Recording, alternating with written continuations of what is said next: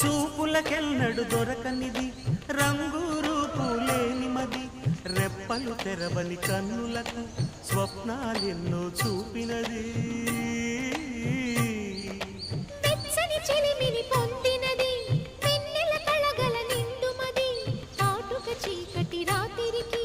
పాటను చూపే నేస్తమది చేతికి ఆదని జాబిలిలా